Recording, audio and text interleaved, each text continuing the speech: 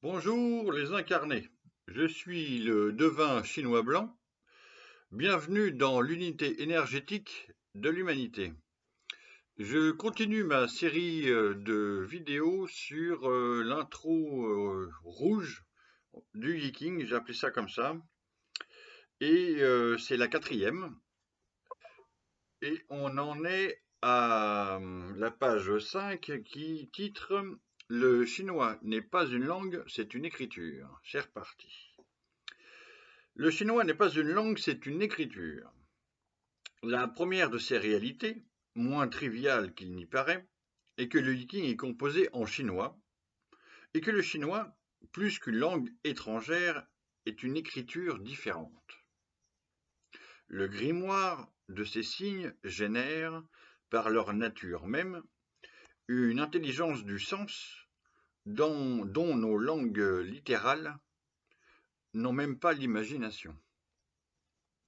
La seconde, jamais encore prise en compte, est que le Yiking n'est pas un texte, mais une structure. Là, je suis très d'accord avec ça.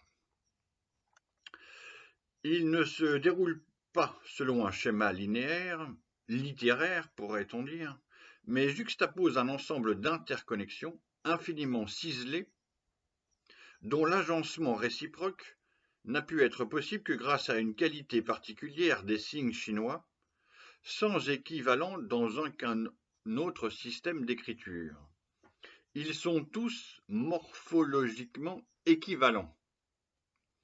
Alors, il faut rappeler une toute petite chose évidente pour ceux qui ne connaissent pas du tout, même pas une initiation chinoise, c'est que nous, à l'école, on fait nos cahiers d'écriture, nous occidentaux, quand on écrit de gauche à droite, et on fait nos lignes comme ça, le A, le B, le L, le B, hein, et eux, ils apprennent à faire leurs idéogrammes dans des petits carrés où une suite de petits traits forme un idéogramme. Mais ces petits carrés dans lesquels ils apprennent sont quel que soit l'idéogramme, c'est toujours la même taille. Donc après, il y a des adaptations. Ça va de quelques signes jusqu'à 30 signes pour les idéogrammes les plus compliqués. Mais je ne développe pas, je ne sais pas faire. Bon. Donc on en arrive. Un idéogramme, quelle que soit sa signification et quel que soit le nombre de traits nécessaires pour l'écrire, de 1 à plus de 30, il doit toujours être inscrit dans le même rectangle virtuel. Virtuel concret au début quand on apprend, mais virtuel après quand on l'écrit. Quantum de sens plutôt que mot précis, tous les signes chinois ont la même taille. Alors, c'est difficile, et c'est passionnant et c'est difficile de voir jusqu'où ça va, ce petit truc du carré de la même taille. Est-ce qu'on peut extrapoler jusqu'à leur plus petite taille que les Occidentaux, taille physique de leur corps? Ça paraît abrupt, sans explication comme ça. Mais il y a un côté fourmilière dans la civilisation chinoise. Est-ce que ça vient de là?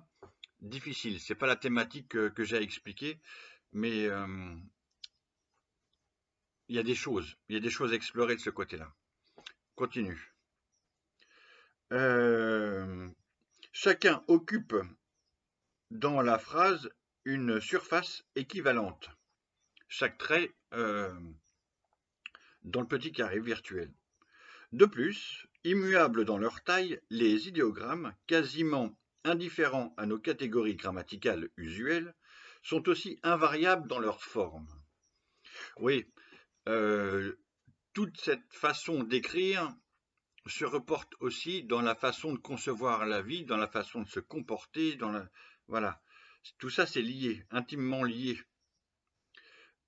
Ces singularités, qui sont toujours celles de l'actuelle langue écrite, sont accusées, dans le cas du Yiking, par les spécificités de la langue archaïque, laquelle, un peu à la manière du latin de Cicéron, s'affranchit sans scrupule de tous les mots secondaires, articles, prépositions, sujets même, souvent. Que reste-t-il alors? L'essentiel du sens, pesé au trébuchet et surtout agencé au millimètre. Des paragraphes qui riment pour l'œil autant que pour l'oreille. C'est ce qu'on disait dans la vidéo d'avant. Ça, nous, on sait à peu près pas le faire, en tout cas pas comme ça, avec notre écriture. La mise en forme... Ah ouais, si. Ça me fait penser quand même au calligramme d'Apollinaire. Il y a cette recherche de la forme, du fond et du sens simultanément. C'est à la fois un dessin et une écriture, et pour l'oreille et pour les yeux parfois.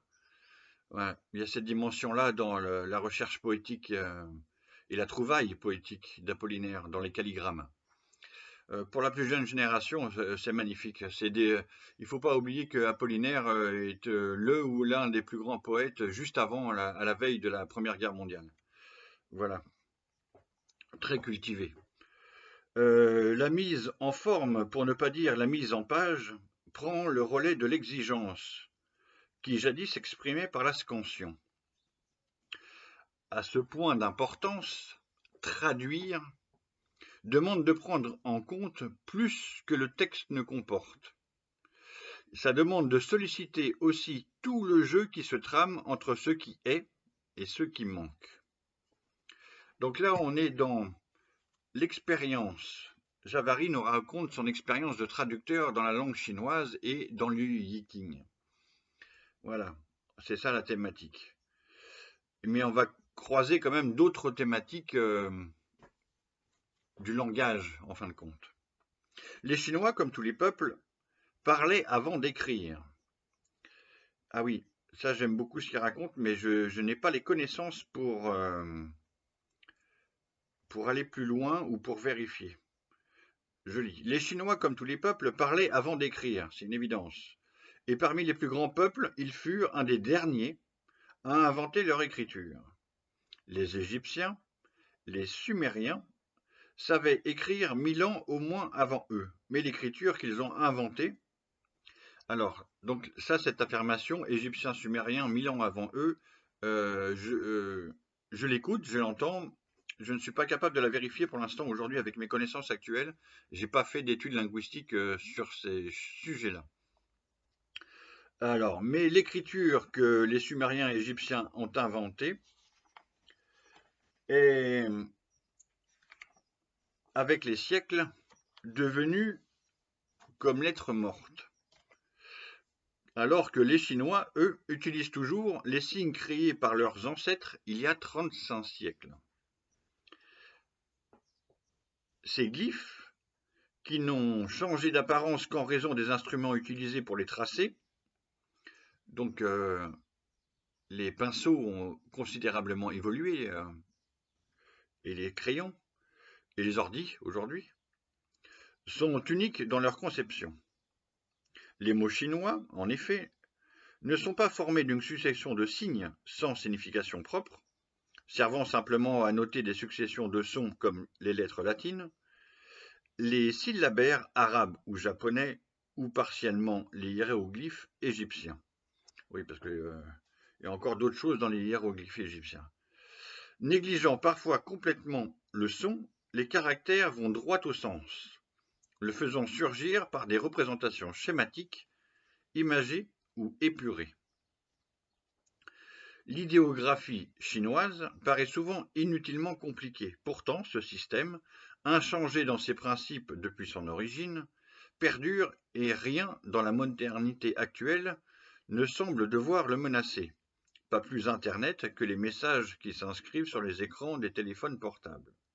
Sans doute est-ce parce que ce système compense une certaine difficulté d'apprentissage par une concision extrême dans l'expression et une puissance évocatrice démultipliée par la combinatoire, jouant à l'intérieur des signes comme entre les signes. L'affaire va plus loin, car les mots étant les outils avec lesquels on pense, il faut en conclure que réfléchir avec des mots formés de signes littéralement vides de signification propre ne peut pas activer les mêmes circuits cérébraux que raisonner à l'aide de schémas graphiquement parlants et orthographiquement muets. Dessinant des idées, raison pour laquelle ils sont appelés idéogrammes, idéo, idée, comme dans idéologie, et gramme, signe, comme dans télégramme. Les signes chinois suggèrent bien plus qu'ils énoncent. Ils requièrent, pour être lus, moins l'aptitude du cerveau gauche à l'analyse séquentielle des lettres que la capacité du cerveau droit à l'entendement global des images et des formes. Le chinois ne peut penser que globalement par agrégat logique. Cette habitude, héritée de sa manière d'écrire, il l'a tout naturellement appliquée aux différents systèmes avec lesquels il s'est représenté le monde, notamment les diagrammes linéaires à 6 niveaux, avec lesquels le texte du Yiking fut résumé à un moment de son histoire. Donc les diagrammes linéaires à 6 niveaux, ce sont les hexagrammes, hexa 6, les dessins énergétiques des 64 hexagrammes, les deux trigrammes ajoutés l'un avec l'autre. Idéogrammes et hexagrammes font plus que rimer. Ce sont des réalités équivalentes parce que bâties l'une comme l'autre, comme des constructions linéaires agencées selon une logique strictement positionnelle. Cette parité singulière, qu'il partage également avec les méridiens d'acupuncture, dérive vraisemblablement de la même origine. 2 points. L'habitude de réfléchir sur les fissures produites sur les carapaces de tortues. Ah, on en revient. En donnant un sens à ces formes linéaires, notamment en fonction de leurs positions respectives. Alors, qu'est-ce qu'il nous raconte de passionnant?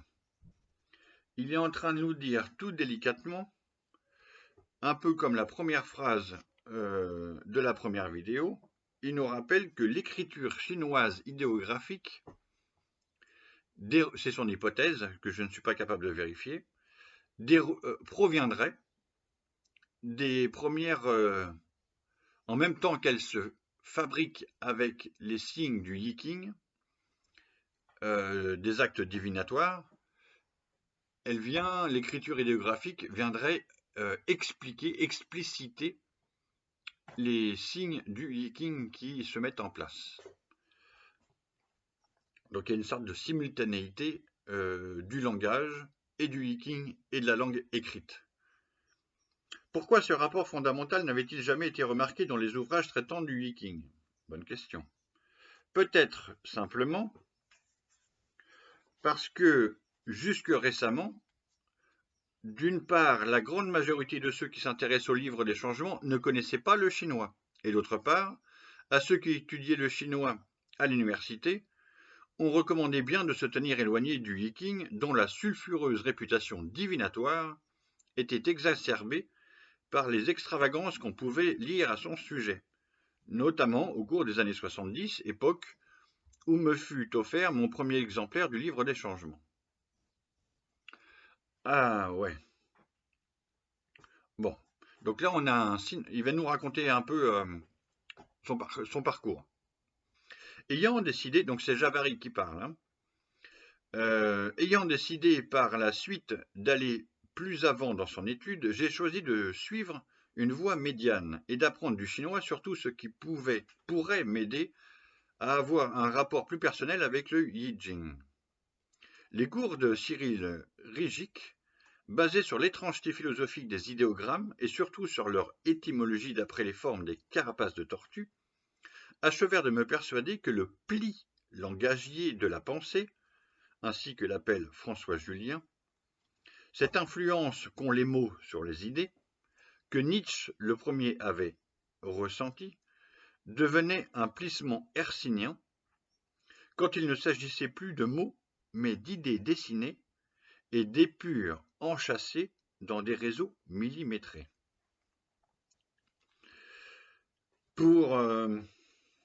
Ouais, non, je développe pas. Donc, François Julien est un sinologue et philosophe qui construit des ponts entre la philosophie occidentale et la philosophie chinoise. Je me suis intéressé à un moment à tout ce que les écrivains français classiques ont écrit sur la Chine. Donc, je suis passé par acheter et lire des ouvrages de François Julien. Et quand je suis tombé sur son livre sur le Viking, j'ai arrêté de le lire parce que on n'est pas du tout sur la même. Il restait dans la philo, dans le langage de la philo, avec son jargon, ses subtilités, d'accord, mais euh, ça va pas plus loin. Quant à Nietzsche, j'ai écrit tout un livre, j'ai lu 2 fois tout Nietzsche, 2 fois. J'ai écrit un livre sur Nietzsche, c'est mon livre le plus raté, donc il n'est même pas présenté à aucun éditeur, celui-là. Mais ça a été des expériences fondamentales pour former la pensée, effectivement, pour s'en détacher, et puis pour construire, pour comprendre tout ça, comment ça se passe, jusque dans la poésie littéraire, parce que Nietzsche sait faire tout ça. Il y a Zarathustra qui est passé par là aussi. Et il y a la transformation personnelle, il y a le Ecce Homo, etc. Mais bon, je ne vais pas partir dans la philo, c'était juste une petite parenthèse. Donc pour avancer, il n'y avait pas de meilleur... On retourne dans le discours de Javary. Pour avancer, il n'y avait pas de meilleure solution que d'aller se perfectionner sur place, et je partis habiter 2 ans à Taïwan. À peine a-t-on le pied posé en terre chinoise, donc c'est les Chinois de Taïwan, en terre chinoise, que se noue un autre rapport avec la langue idéographique. On se sent instantanément saisi par l'omniprésence de l'écrit et enivré par l'infinitude des caractères. Bon, c'est une expérience magnifique. Alors là, il y a une longue citation. L'écrit vit et règne d'un bout à l'autre de la Chine. Il occupe la place d'honneur dans les palais et les temples, mais il orne aussi bien les murs des boutiques, des maisons de thé et des marchands de vin. Et au moment du Nouvel An, sa présence sacrée et inspirée transfigure la porte des plus pauvres masures au fin fond des campagnes les plus lointaines. Fin de citation. Il n'existe sans doute aucune autre langue, aucun autre langage au monde où le même terme signifie indifféremment écriture et civilisation. Bon, ça me passionne. Un mot qui signifie à la fois écriture et civilisation. On retourne parmi les dieux légendaires, ça me fait penser à Thoth en Égypte. Dans la civilisation chinoise, on pense directement au roi Wen, qui est le grand personnage initiateur de l'écriture du Viking, avec toute son histoire que les Chinois connaissent, comme nous on connaît Charlemagne et compagnie. Voilà. Donc un terme qui signifie indifféremment écriture et civilisation. Il n'existe certainement aucun autre peuple qui ait utilisé ce mot Wen pour en faire le nom de gloire sous lequel était rendu culte au plus prestigieux des héros fondateurs de son histoire, le roi Wen, auteur officiel du texte fondateur de sa culture, le Viking. C'est le grand personnage chinois des Zhou qui a initié l'écriture du Yi Jing. Alors, quand on reste assez longtemps sur place, en Chine, la relation qu'on entretient avec les idéogrammes s'affine. Petit à petit, à force de les voir partout et de les étudier chaque jour, on se met à cesser de les lire et de les percevoir comme des signes abstraits pour commencer à les regarder comme ce qu'ils peuvent parfois être, de véritables dessins animés, des représentations de mouvements. Prenons donc un exemple, un terme qui vient à plus d'une reprise dans le texte du Viking. Il s'agit d'une de ces indications techniques résumant la qualité énergétique de la circonstance. Ici, le fait que, compte tenu de la configuration de départ et de la propension du moment, le flux du Tao apparaît comme temporairement susceptible de se gripper, perdre de sa fluidité efficace. 4 traits ont suffi aux anciens Chinois pour créer l'idéogramme qui représente cette idée hautement abstraite, le caractère xiong, quasiment inchangé depuis 3000 ans. Alors, je ne vous le dessine pas, je peux vous le montrer, je ne sais pas si ça rend à l'écran. C'est ce terme-là, xiong. Donc on a une sorte de croix et enchâssée dans un récipient, dans un contenant. Il se compose de deux parties, une forme en X, donc deux traits croisés, et on dirait un signe de multiplication presque, et une forme en U. La forme en X est la représentation d'une marche régulière progressant selon le rythme alternatif, toujours le yin-yang, comme jadis l'avancée d'un faucheur au travail dans un champ de céréales. Or, ce mouvement est représenté en série dans la forme en U, c'est-à-dire qu'au lieu de s'écouler librement et de manière productive, il est tombé dans un trou, à l'intérieur duquel il croupit, s'envase et pourrit. L'image est simple et forte, mais tandis que le cerveau droit la perçoit directement, le cerveau gauche rechigne à trouver un mot qui l'évoquerait sans la déformer. Confronté à ce problème qui n'est pas académique, car cette indication est mentionnée à 58 reprises dans le texte canonique, les traducteurs occidentaux se sentirent un peu démunis, étant donné qu'aucun mot dans les langues latines ne correspondait à cette manière simple et simplement énergétique de comprendre la situation. Mais ils ne restèrent pas longtemps désemparés et persuadés qu'ils étaient de traduire un livre de sorts, entre guillemets, ils allèrent se fournir dans le vocabulaire divinatoire de leur culture d'origine, appelant à leur rescousse la vieille déesse Fortuna, celle qui fit tourner les destins sur sa roue, comme représenté sur la 10e lame du tarot de Marseillais. Ainsi, par la grâce de cette onction douteuse, l'idéogramme Xiong reçut comme traduction infortune. Sur cette lancée, son opposé, l'idéogramme Ji, marque d'un rassemblement vivifiant du fleuve vital, se fut affublé de fortune. Et depuis lors, quasiment tous les traducteurs se sont recopiés les uns les autres, trop heureux d'éluder à si bon compte la question de savoir quel sens il pouvait bien y avoir à convoquer une vieille déesse romaine pour rendre compte d'un texte chinois dans lequel aucune divinité n'est jamais mentionnée. Ok. Donc là, on est dans les péripéties et l'expérience du traducteur.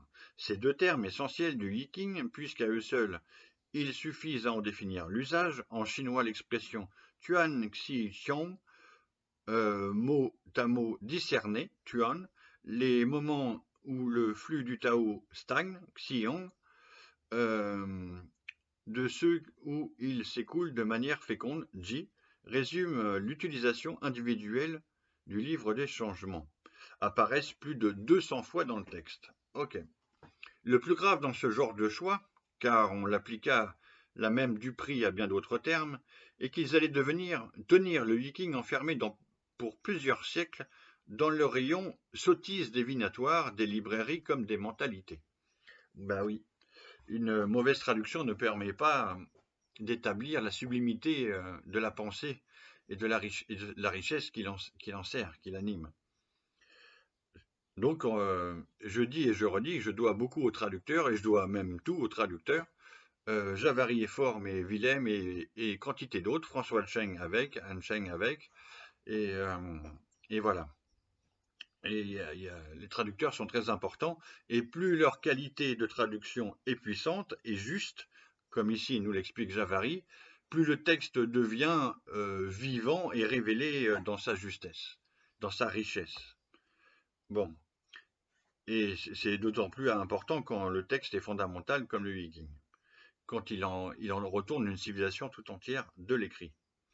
Mais alors, quel mot utiliser pour rendre en français cette description quasi radiographique d'un agencement énergétique que le caractère xiong rend si directement perceptible? Comment éviter la connotation d'êtres humains subissant impuissants les caprices des dieux injustes et jaloux qui évoquent l'infortune, tout en exprimant le côté indiscutablement défavorable de la situation que signale ce caractère? Bon. J'ai longtemps cherché, ne trouvant aucune formulation satisfaisante, tant dans notre langue est dépourvue de vocabulaire énergétique, jusqu'au jour où la solution m'est apparue, écrite en toutes lettres, sur un des portiques qui enjambent les autoroutes, et où s'affichent des informations sur l'écoulement du trafic. À 10 km, bouchon. Voilà exactement ce que dessine l'idéogramme Xiong, un flux qui temporairement se bloque, un bouchon. C'est aussi un bon exemple de la façon dont le viking fonctionne quand on l'interroge. Il ne dit rien de la marche du destin. Alors ça je ne suis pas d'accord parce que moi j'ai écrit le destin du genre humain où je montre comment le viking parle du destin et de la destinée. Ok? Donc c'est 4 ans de travail quand même ça. Il ne dit rien de la marche du destin ni de l'avenir de la personne. Si, l'avenir de la personne, un certain avenir, celui qui est écrit dans le viking, comme si c'était des forces, ouais, des forces temporelles, on appelle ça en ce moment. C'est un autre sujet, trop compliqué maintenant. Donc, il ne dit rien de la marche du destin, et si, ni de l'avenir de la personne, et si, qui le consulte. Il donne juste une information objective et circonstanciée. Ouais, le terme d'objectivité, j'ai déjà écrit des textes là-dessus. Quand j'établis un texte ou que je fais une biographie hexagrammique plus ou moins développée, je ne la fais pas si je ne suis pas arrivé à l'objectivité. Ok? Si je ne suis pas objectif, je ne capte pas l'énergie de la personne. Voilà. Alors, qui le consulte, qui donne juste une information objective et circonstanciée. Pour qui se dirige dans cette direction, la circulation tend à perdre sa fluidité, c'est-à-dire pour l'autoroute son efficacité. Sachant cela, chacun est libre de réagir comme il l'entend. Prendre la première sortie, continuer quand même, s'arrêter pour déjeuner, tous les futurs sont possibles. Mais à moins d'un coup du sort, ce qui arrivera dépendra de nos choix. Malheureusement, même si fluide, son contraire correspondait à ce que représente le caractère J, bouchon, ne convenait pas pour traduire xiong, car sorti du contexte routier et placé dans celui du viking, le terme devenait burlesque. J'ai donc finalement choisi fermeture pour traduire xiong et ouverture pour traduire Ji. Des mots plus généraux, mais qui conviennent assez bien comme appréciation technique, notamment en raison de leur neutralité. Impasse, qui était tentant, avait cependant 2 défauts: de ne pas avoir de contraire usuel et surtout évoquer une voie sans issue, ce qui est finalement encore plus étranger à la perspective du livre des changements que les caprices d'une déesse lunatique. Car la seule chose dont on puisse être sûr quand on interroge le viking et quand on se trouve pris dans un bouchon, c'est que forcément, même si cela prend parfois très longtemps, à un moment ou à un autre, un changement se produira et la voie finira par s'ouvrir devant soi. Donc là, j'arrive à une fin de sous-partie du chapitre et je fais donc une pause, une coupure. Merci.